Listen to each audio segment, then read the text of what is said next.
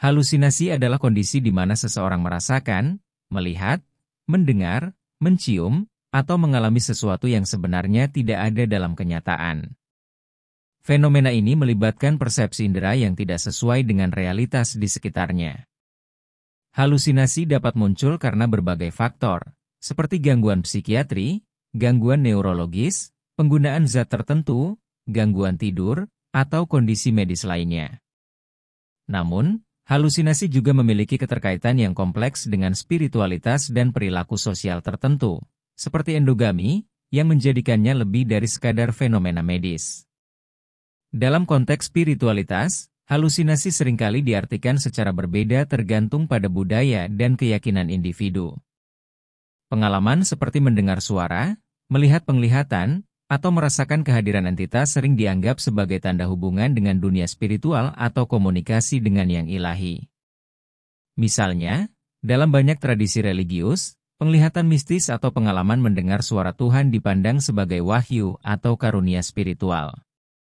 Lebih jauh lagi, praktik-praktik seperti meditasi mendalam, ritual keagamaan, atau penggunaan zat psikoaktif dalam tradisi tertentu sering memicu pengalaman transendental yang menyerupai halusinasi. Oleh karena itu, budaya memiliki peran besar dalam membentuk bagaimana pengalaman ini dimaknai. Di beberapa masyarakat, halusinasi diterima sebagai bentuk komunikasi dengan dunia roh atau manifestasi kemampuan supranatural, sementara dalam pandangan medis atau sekuler, halusinasi lebih sering dianggap sebagai gejala yang perlu diatasi. Sementara itu, hubungan antara halusinasi dan endogami juga menarik untuk dipahami. Endogami, yang merupakan praktik sosial atau budaya di mana seseorang menikah hanya dengan individu dari kelompok tertentu, memiliki dampak yang signifikan terhadap dinamika budaya dan psikologis komunitas. Dalam masyarakat endogami, norma sosial yang kuat seringkali memperkuat kepercayaan kolektif, termasuk kepercayaan terhadap dunia spiritual. Halusinasi yang muncul dalam konteks ini seringkali diberi makna spiritual dan dianggap sebagai tanda atau pesan dari leluhur, roh, atau dewa. Selain itu, praktik ritual yang sering dilakukan dalam komunitas endogami dapat menciptakan pengalaman transendental yang memicu halusinasi, seperti penglihatan atau sensasi kehadiran entitas lain. Namun, tekanan sosial yang muncul dalam komunitas endogami juga dapat berdampak pada individu, terutama ketika mereka merasa terbebani oleh norma-norma yang ketat. Konflik internal yang timbul akibat tekanan untuk mematuhi aturan tersebut dapat memicu stres psikologis yang, pada beberapa kasus, menyebabkan halusinasi.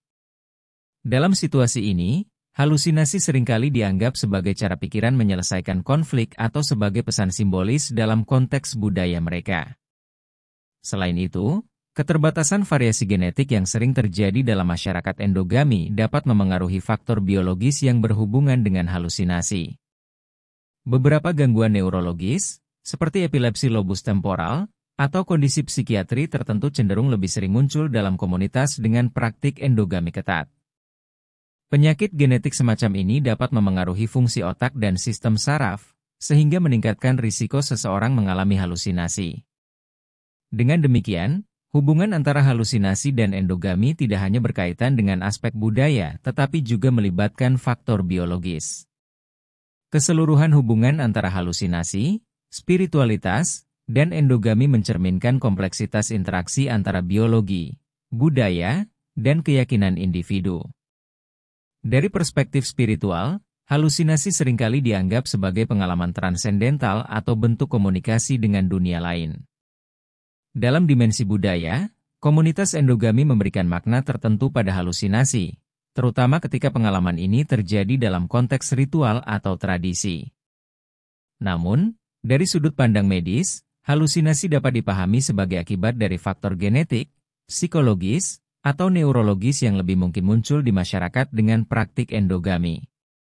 Oleh karena itu, memahami halusinasi memerlukan pendekatan yang multidisiplin, mencakup antropologi, psikologi, dan ilmu kedokteran, agar fenomena ini dapat dimaknai secara holistik sesuai dengan konteks sosial dan budaya tempat ia terjadi.